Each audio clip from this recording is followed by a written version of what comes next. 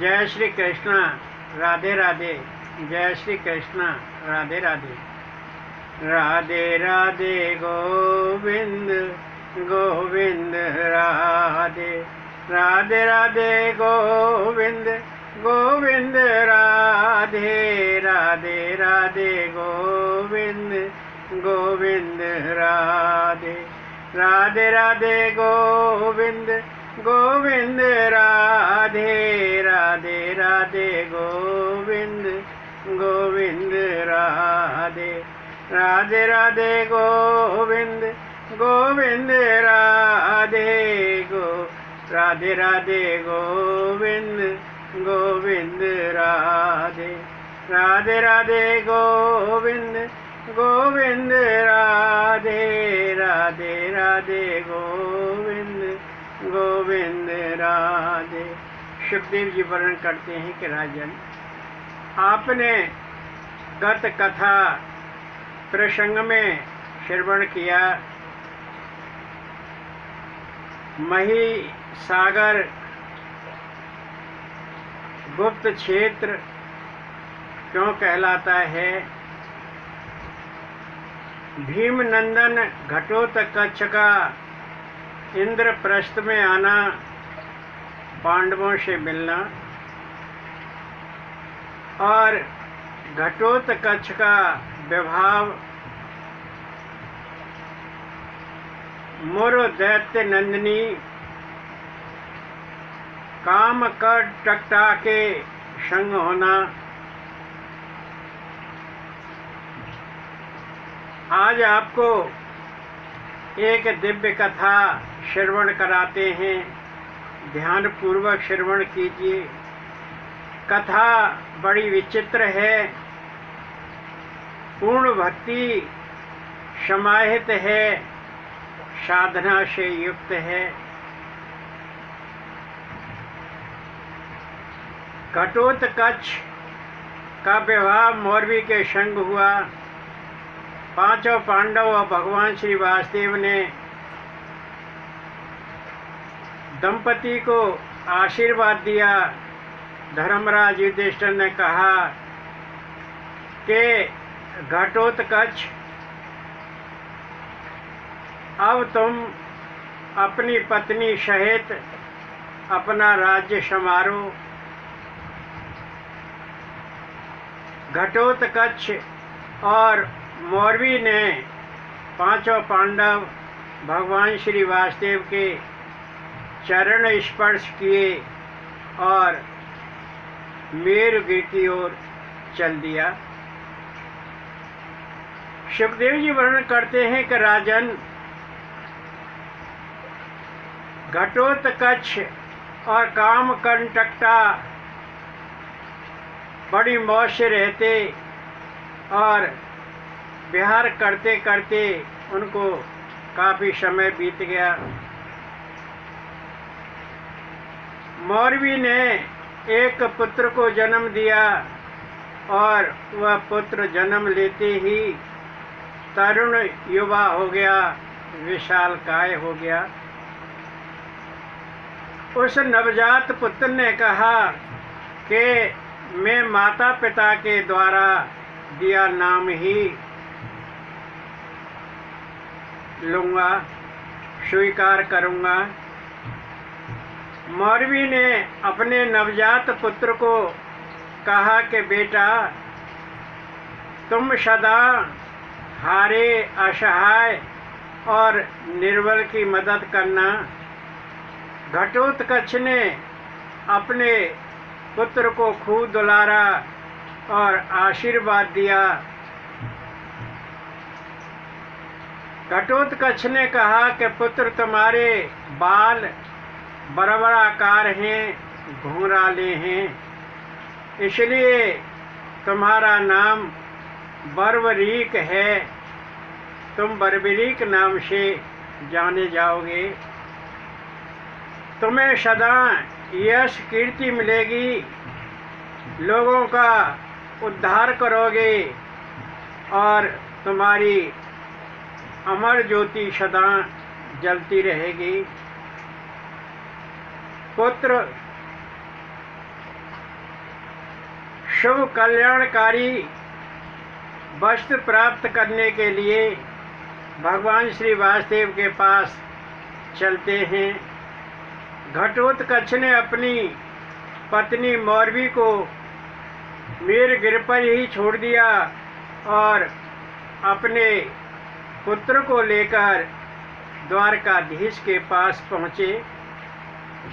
घटोत्कच और बर्वरीक ने भगवान श्री वासुदेव के चरण स्पर्श किए।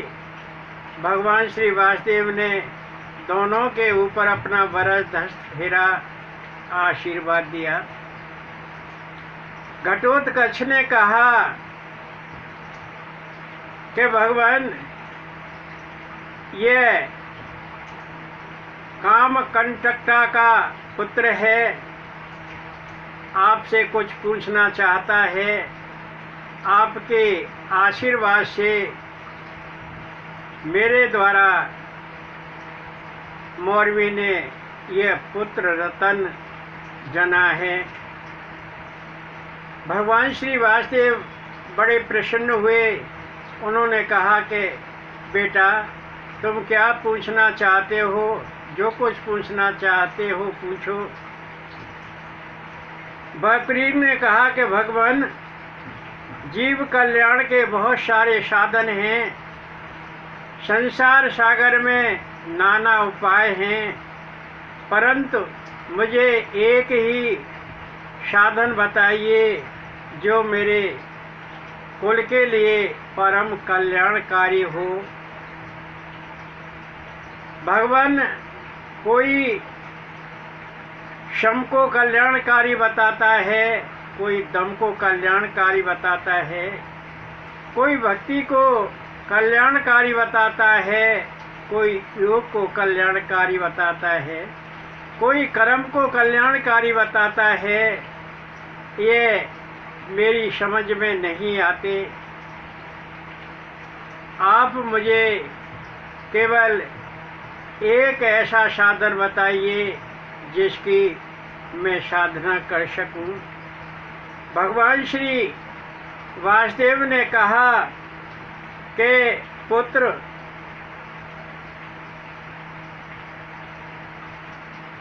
तुम्हें देवी का अनुग्रह प्राप्त है, आशीर्वाद प्राप्त है। तुम देवी की साधना करो। बर्वरीक ने कहा कि प्रभु, मैं किस देवी की साधना करूं और कहाँ करूं?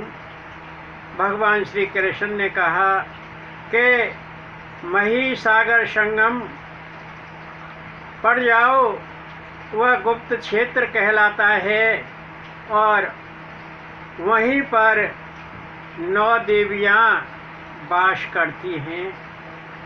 आप उन देवियों की साधना करो, आपको बल प्राप्त होगा, क्योंकि आप क्षत्रिय पुत्र हो।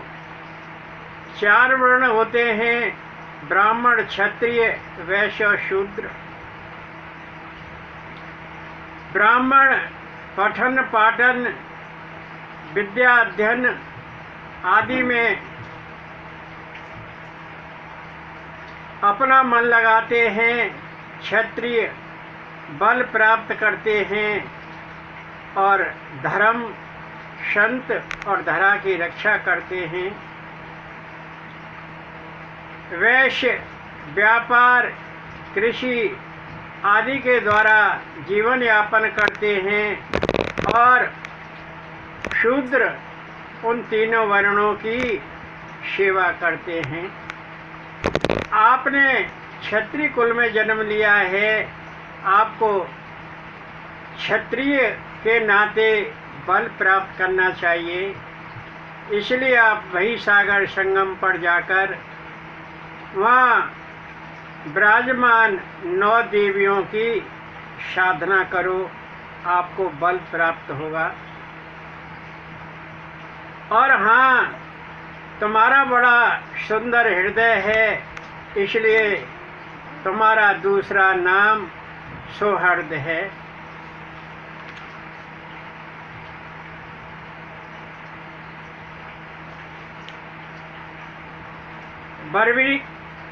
बर्बरीक भगवान श्री वासुदेव से आशीर्वाद लेकर उनके चरण स्पर्श करके, अपने पिता घटोत्कच के चरण स्पर्श करके और आशीर्वाद लेकर मही सागर संगम की ओर चल दिया। और वहाँ जाकर मही सागर संगम पर 9 देवियों की साधना करता, 3 बार उनका पूजन करता और उनकी साधना करते करते बर्बरीक को 3 वर्ष बीत गए। बर्बरीक की साधना से देवियां प्रसन्न हुई और 9 देवी साक्षात बर्बरीक के सामने मूर्तवान हो गई। वह 9 देवी कौन हैं? सिद्धदात्री, ब्रह्मचारिणी, शैलपुत्री, चंद्रघंटा, कूष्मांडा, वैष्णवी, कात्यायनी, चंडिका और महागौरी। और उन 9 देवियों ने बर्बरीक को दुर्लभ वर प्रदान किया। उसके बाद बर्बरीक ने सिद्धलिंग की साधना की, सिद्धलिंग की तपस्या की और बर्बरीक की साधना से शंकर भगवान प्रसन्न हुए और शंकर भगवान ने 3 बाण बर्बरीक को प्रदान किए। शंकर भगवान ने कहा कि बर्बरीक एक लक्ष्य का भेदन करेगा और दूसरा बाण लक्ष्य को नष्ट करेगा, तीसरा बाण तरकश में ही रहेगा और वो दोनों बाण अपने लक्ष्य को पूर्ण करके वापस आ जाएंगे। ये 3 बाण अजय और विजय दिलाने वाले हैं। देवियों ने कहा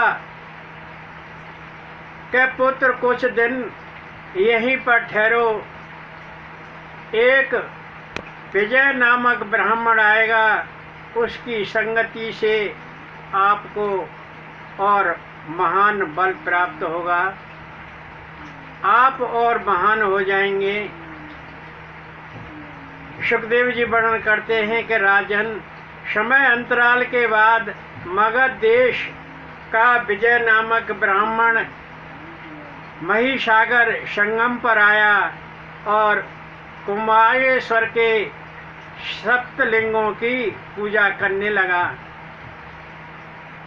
उसने देखा कि बर्बरीक एक युवा तरुण भक्त है और ब्राह्मण ने बर्बरीक से कहा कि तुम अनिद्रा में रहकर मेरी रक्षा करना, जब तक देवियों की साधना से मैं विद्या की सिद्धि प्राप्त न कर लूं।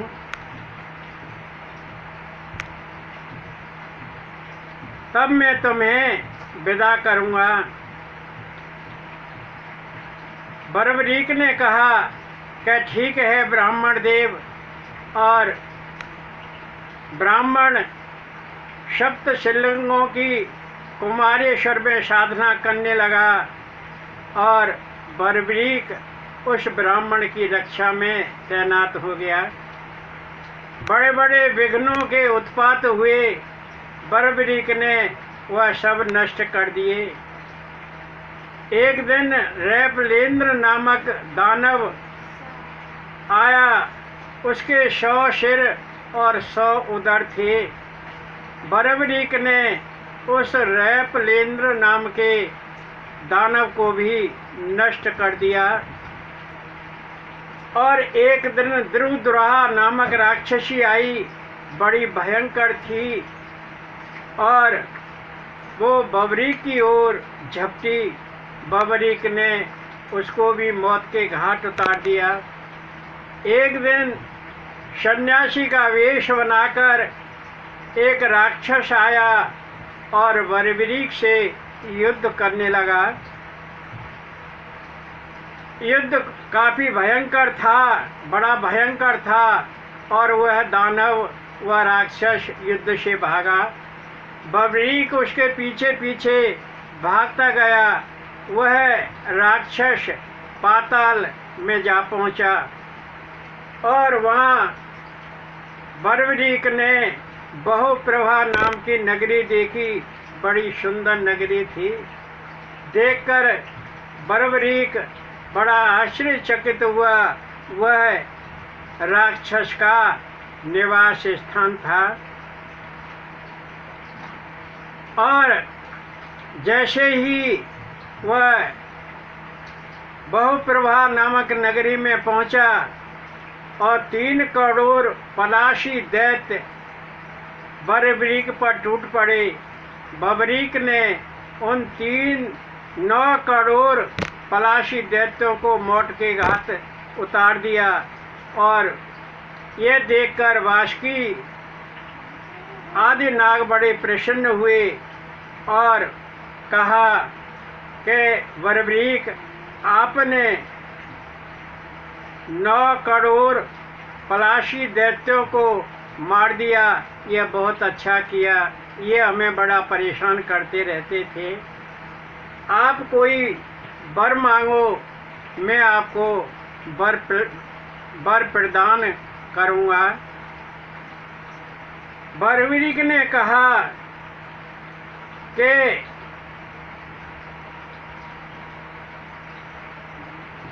महिसागर संगम में विजय नामक ब्राह्मण साधना रत है, उसकी विद्या की सिद्धि प्राप्त हो, मुझे यही वर प्रदान कीजिए। वासुकी नाग ने एवं मस्त कहा और बर्बरीक बड़ा प्रसन्न हुआ। वो वहाँ से वापस चल दिया। जब बर्बरीक वापस आ रहा था तो रास्ते में एक शिवलिंग दिखाई दिया। शिवलिंग बड़ा रत्नमय था और उसकी नाग कन्याएं पूजा कर रही थीं। बर्बरीक ने पूछा कि इस शिवलिंग की स्थापना किसने की और यहाँ से ये 4 मार्ग जो जाते हैं, ये मार्ग कहाँ कहाँ जाते हैं।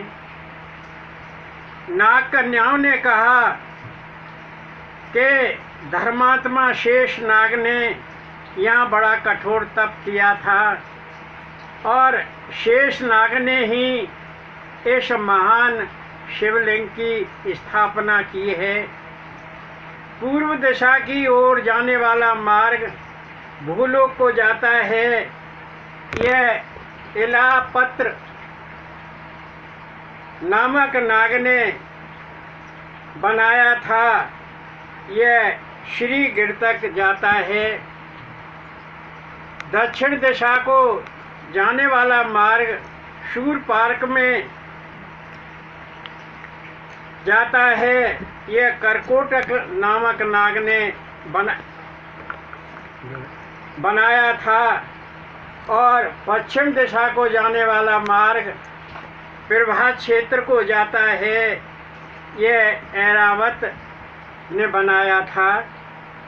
और उत्तर दिशा की ओर जाने वाला मार्ग कुरुक्षेत्र को जाता है। यह तक्षक नाग ने बनाया था। और ऊपर की ओर जाने वाला मार्ग गुप्त क्षेत्र महिसागर को जाता है। स्वामी स्कंद ने इसका निर्माण किया था। यह सिद्धि लिंग तक जाता है।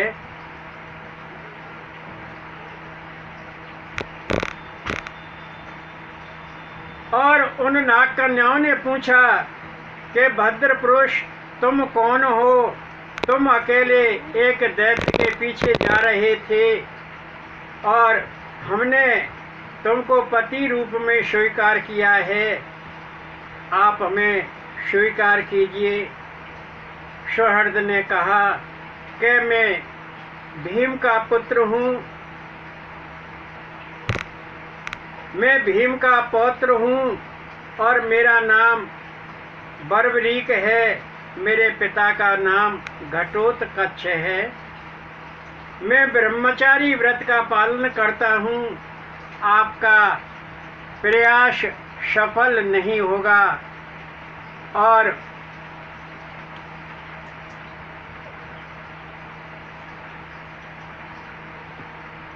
बर्बरीक वहाँ से चल दिया और विजय नामक ब्राह्मण के पास पहुँचा। ब्राह्मण बड़ा प्रसन्न हुआ और ब्राह्मण ने कहा कि बर्बरीक, मैंने आपकी कृपा से विद्या की सिद्धि प्राप्त कर ली है और तुम होम कुंड में जो ये रक्त भस्म है, लाल रंग की भस्म है, इसे हाथ भर लो और इस भस्म को रण में छोड़ देना, युद्ध क्षेत्र में छोड़ देना। सारी सेना नष्ट हो जाएगी और तुम्हें विजय प्राप्त होगी। बर्बरीक ने कहा कि ब्राह्मण देव, मैंने निष्काम आपकी सेवा की है, यह मुझे नहीं चाहिए, किसी और को दे देना। इस प्रकार बर्बरीक वहाँ से देवियों की साधना करके शंकर भगवान से 3 तीर प्राप्त करके और 9 देवियों से शक्ति प्राप्त करके चल दिया। सुखदेव जी वर्णन करते हैं कि राजन, पांडव जुआ में हार गए और उनका वनवास हो गया।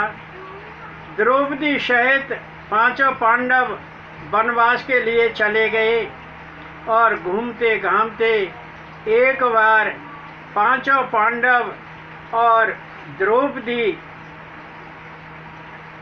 महिसागर संगम पर जा पहुँचे। थके बांधे प्यासे थे और उन्होंने चंडिका देवी के दर्शन किए और उनका दर्शन करके भीम ने कहा कि बड़े भैया, इस कुंड में जल है, मैं पानी पी लूं। युधिष्ठिर ने कहा कि भीम, ये देवी कुंड है, अपने हाथ पैर बाहर धोना, कुंड में मत धोना और पस से पानी लेकर बाहर पीना और अपने अंगोछा में पानी लेकर हमारे पास आना। भीम बड़ा प्यासा था, थका मांदा था और वह कुंड में घुस गया। उसने कुंड में घुसकर हाथ पैर धोना आरंभ कर दिया।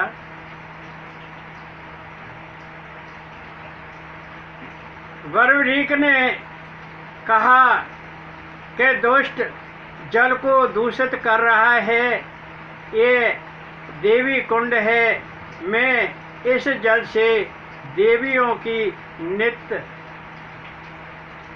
साधना करता हूँ, उनको स्नान कराता हूँ। आपका तीर्थ दर्शन व्यर्थ है, आपने ये देवी कुंड का जल दूषित कर दिया। भीम ने कहा कि ऋषि मुनि संतों ने तीर्थ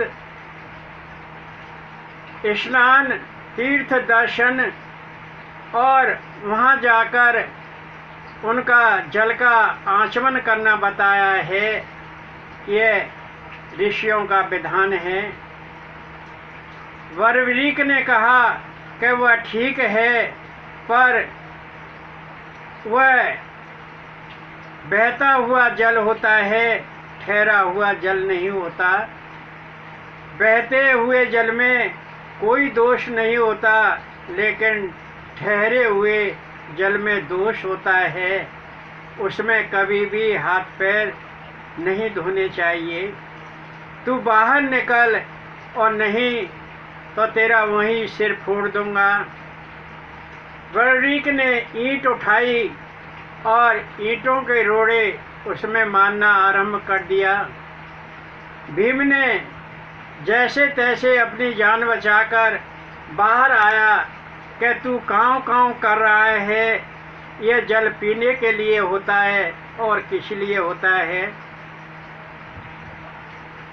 तो वह बाहर आया, दोनों में युद्ध छिड़ गया। बर्बरीक और भीम का घमासान युद्ध हुआ। भीम के सिर में बर्बरीक ने मुक्का मारा और भीम धरती पर गिर गया और भीम को समुद्र में फेंकने के लिए बर्बरीक चल दिया। भीम को उठाकर समुद्र में फेंकने के लिए चल दिया। तो जब समुद्र के तट पर पहुंचा तो वहाँ शंकर भगवान एकदम उपस्थित हो गए और कहा कि बर्बरीक, ये तुम्हारे पिता में हैं, इनको समुद्र में मत फेंको, ये भरत कुल रत्न हैं, ये तीर्थ यात्रा पर इस महिसागर संगम में पधारे हैं, इन्हें मत मारो। पांचों पांडव और द्रौपदी भी संग हैं, यहाँ तीर्थों के दर्शन करने के लिए आए हुए हैं। बर्बरीक ने कहा कि दादा मुझे क्षमा करो, मैंने बड़ा अपराध किया है। भीम ने कहा कि पौत्र, अनजाने में अपराध नहीं होता, तुमने कोई गलती नहीं की, तुमने मुझे नहीं देखा और मैंने तुम्हें नहीं देखा, क्योंकि जब जन्म हुआ था केवल भगवान श्री वासुदेव ने ही बर्बरीक को देखा था और पांचों पांडवों ने नहीं देखा था, वो एक दूसरे को नहीं जानते थे। बर्बरीक ने कहा कि नहीं दादा, मैंने आपके साथ अपराध किया है, मुझे क्षमा कर दो। बर्बरीक ने कहा कि दादा श्री, संसार में सभी अपराध क्षमा करने योग्य हैं, लेकिन माता पिता के साथ किए हुए अपराध का कोई प्रायश्चित नहीं है। मैंने दादा आपके साथ अपराध किया है, इसका कोई प्रायश्चित नहीं है, मुझे माफ कर दीजिए। और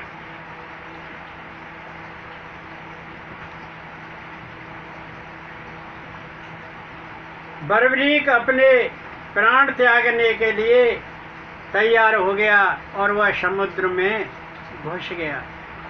जब बर्बरीक अपने प्राण त्यागने के लिए समुद्र में घुस गया तो 9 देवियां तुरंत वहाँ मूर्तवान हो गईं और 9 देवियों ने कहा कि बर्बरीक, तुम प्राण मत त्यागो और तुम बाहर निकल कर आओ, तुम्हारे पिता में रो रहे हैं, पौत्र पौत्र पुकार रहे हैं, आइए बाहर आइए। शंकर भगवान भी यहाँ आपको देख रहे हैं, आप क्या कर रहे हैं। देवियों के कहने से बर्बरीक बाहर आया और अपने दादा के चरण स्पर्श किए, देवियों से आशीर्वाद प्राप्त किया और बर्बरीक चंडिका के कार्य की सिद्धि होत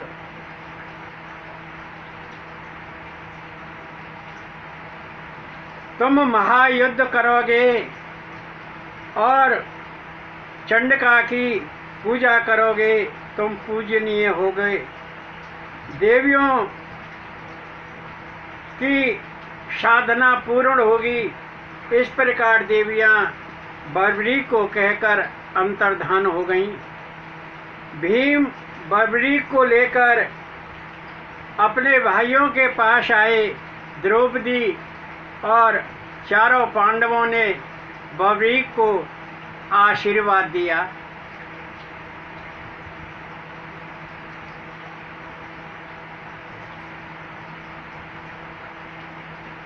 सुखदेव जी वर्णन करते हैं कि राजन,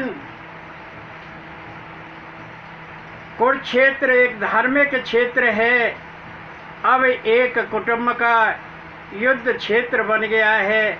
दोनों सेनाएं दोनों ओर से मोर्चा संभाले हुई हैं और महासंग्राम होने वाला है। इस क्षेत्र में एक बार सर्वग्राही सूर्य ग्रहण पड़ा था। भगवान श्री वासुदेव द्वारका से यहाँ पधारे थे। परशुराम ने इस पृथ्वी को 21 बार क्षत्रिय विहीन कर दिया था। जब वो युद्ध से विरत हो गए तो उन्होंने प्रायश्चित हेतु क्षत्रियों के रक्त से भरे हुए 5 कुंड अपने प्रायश्चित हेतु यहाँ पर रखकर पूजन किया। तब से यह क्षेत्र सिद्ध क्षेत्र हो गया है। कुरु नाम के राजा हुए, उन्हीं के नाम पर इस क्षेत्र का नाम कुरुक्षेत्र पड़ा है। और आज यह कुटुंब की युद्ध भूमि बन गया है। कुटुंब ही आपस में लड़ने के लिए तैयार है। दुर्योधन ने कहा कि वीरों, आप में कौन कौन से ऐसे वीर हैं जो कितने कितने दिन में पांडवों का सेना सहित नाश कर देंगे। भीम कृपाचार्य ने कहा कि हम एक एक महीने में पांडवों का सेना सहित विनाश कर देंगे। द्रोण ने कहा कि मैं 15 दिन में पांडवों को सेना सहित मार दूंगा।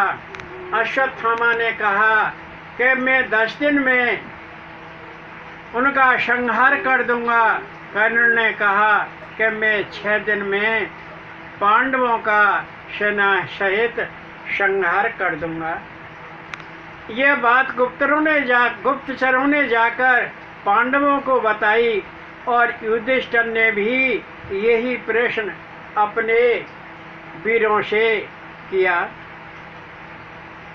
अर्जुन ने कहा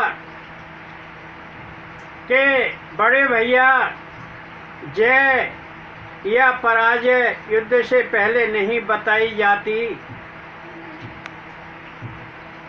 युद्ध के बाद ही जय विजय का पता लगता है। फिर भी जहाँ तक मेरी बात है, मैं एक दिन में दुश्मनों की सेना का संहार कर दूंगा। तभी वह बर्बरीक भी पहुंच गया और बब्रीक पास में बैठा ये सब बातें सुन रहा था। बर्बरीक ने कहा कि दादा अर्जुन, आप सब चुपचाप रहना, मैं एक मुहूर्त में ही सारी सेना का विनाश कर दूंगा। सिद्धका देवी ने मुझे तलवार दिए और शंकर भगवान ने मुझे 3 तीर दिए हैं। एक तीर दुश्मनों का भेदन करेगा और दूसरा तीर उनको नष्ट कर देगा, उनका संहार कर देगा। तीसरा तीर मेरे तरकश में रहेगा और वो दोनों तीर अपना लक्ष्य पूर्ण करके वापस आ जाएंगे।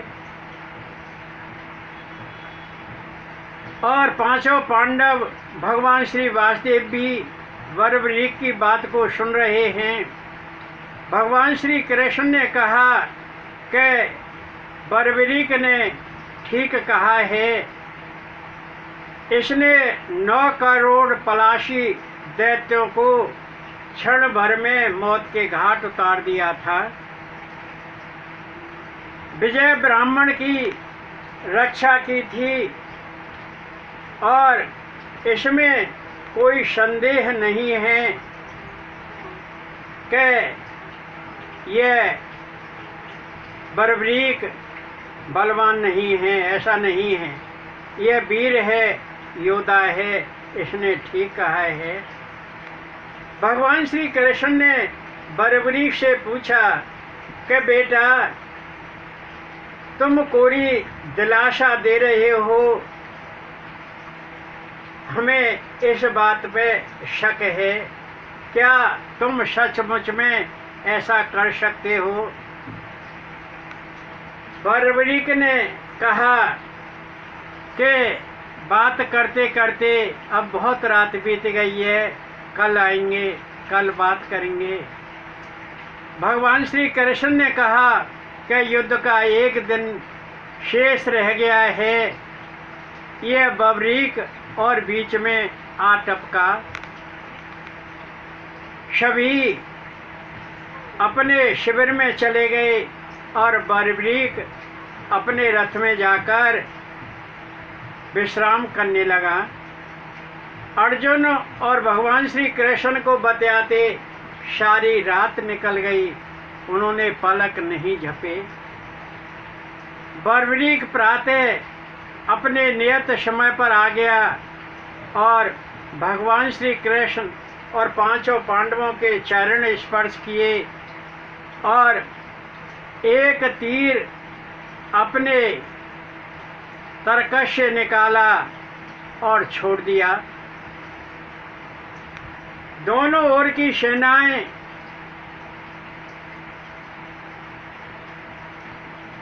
दोनों ओर की सेनाओं का भेदन हो गया, उनके मर्म स्थल भेद दिए और भगवान श्री कृष्ण से कहा कि भगवान, ये देखिए, मेरे एक तीर ने अपने लक्ष्य का भेदन कर दिया है और दूसरा तीर इन सबको नष्ट कर देगा, इनका संहार कर देगा।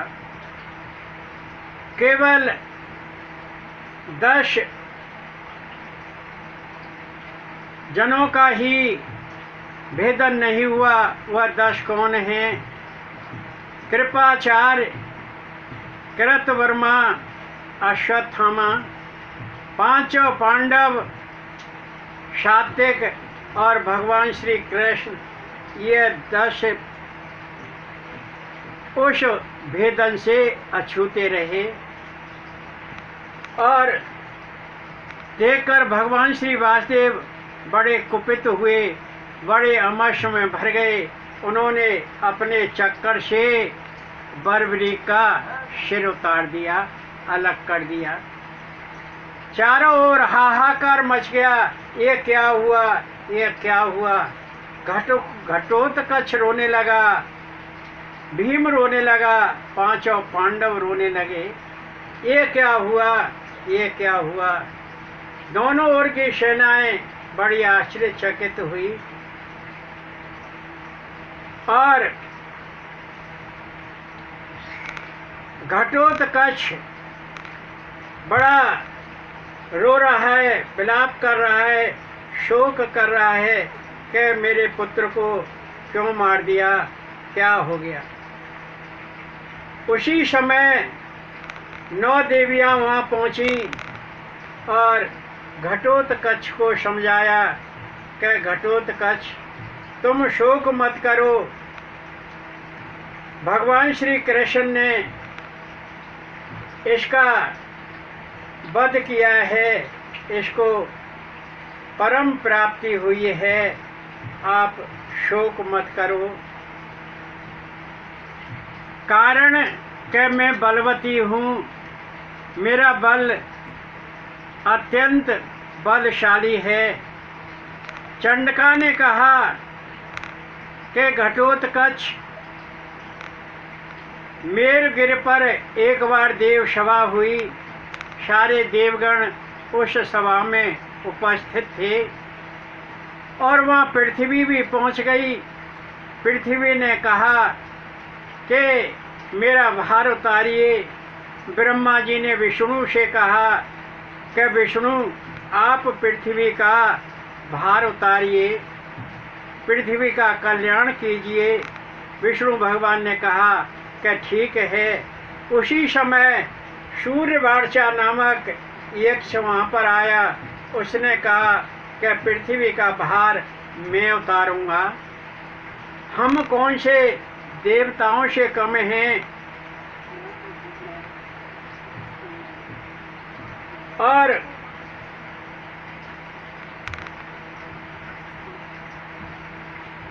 ब्रह्मा ने कहा कि ये देवताओं का काम है, तेरी कोरी घमंड है, तेरा अहंकार है, और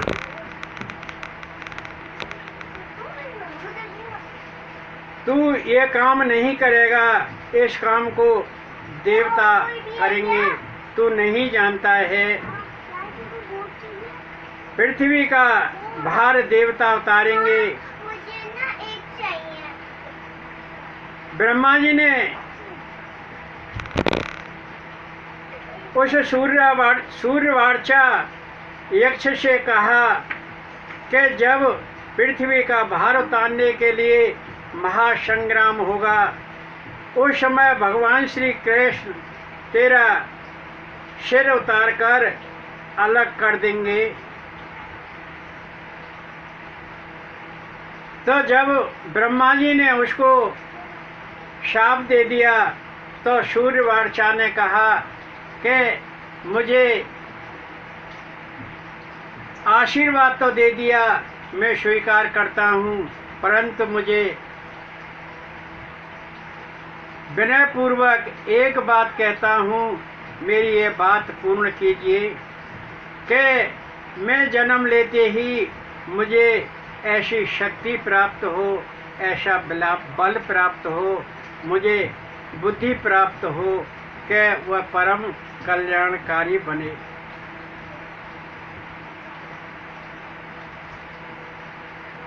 चंडका ने कहा कि घटोत्कच यह वही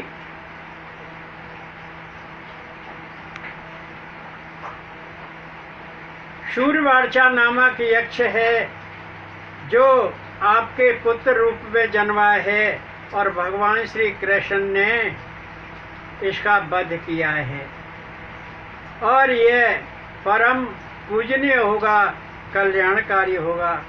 भगवान श्री वासुदेव ने वह सिर उठाकर हाथ में लेकर चंडिका देवी को भेंट किया और चंडिका देवी को कहा कि इसको अमृत से सींचकर इस मस्तक को जीवित कर दो, जिससे यह कुछ देख सके।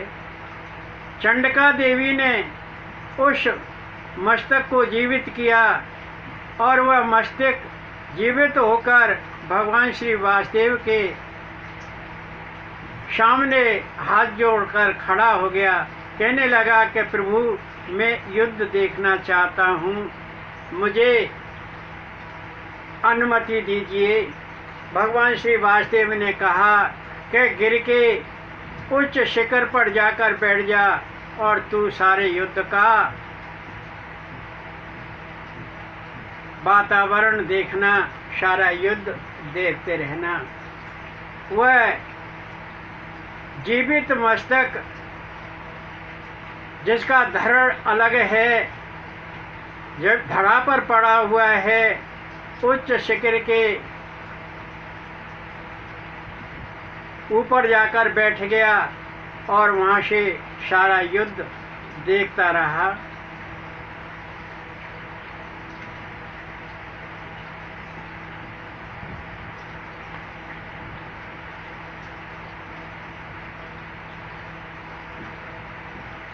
आइए, तारा है सारा जमाना, शाम हमको भी तारो। तारा है सारा जमाना, शाम हमको भी तारो। एक दिन तारा मीरा को, एक दिन तारा मीरा को, बीड़ा का करके बहाना, शाम हमको भी तारो। तारा है सारा जमाना, शाम हमको भी तारो। एक दिन तारा मोरा ध्वज को, एक दिन तारा मोरा ध्वज को, आरे का करके बहाना, शाम हमको भी तारो। तारा है सारा जमाना, शाम हमको भी तारो। एक दिन तारा शबरी को, एक दिन तारा शबरी को, बेरों का करके बहाना, शाम हमको भी तारो। तारा है सारा जमाना, शाम हमको भी तारो। एक दिन तारा कुब्जा को, एक दिन तारा कुब्जा को, चंदन का करके बहाना, शाम हमको भी तारो। तारा है सारा जमाना, शाम हमको भी तारो। एक दिन तारा नरसिंह भगत को, एक दिन तारा नरसिंह भगत को, बात का करके बहाना, शाम हमको भी तारो। तारा है सारा जमाना, शाम हमको भी तारो। एक दिन तारा गड़का को, एक दिन तारा गड़का को, तोता का करके बहाना, शाम हमको भी तारो। तारा है सारा जमाना, शाम हमको भी तारो। एक दिन तारा सुदामा को, एक दिन तारा सुदामा को, श्री सुमन का करके बहाना, शाम हमको भी तारो। तारा है सारा जमाना, शाम हमको भी तारो। एक दिन तारा केवट को, एक दिन तारा केवट को, नौका का करके बहाना, शाम हमको भी तारो। तारा है सारा जमाना, शाम हमको भी तारो। जय श्री कृष्ण, राधे राधे। जय श्री कृष्ण, राधे राधे।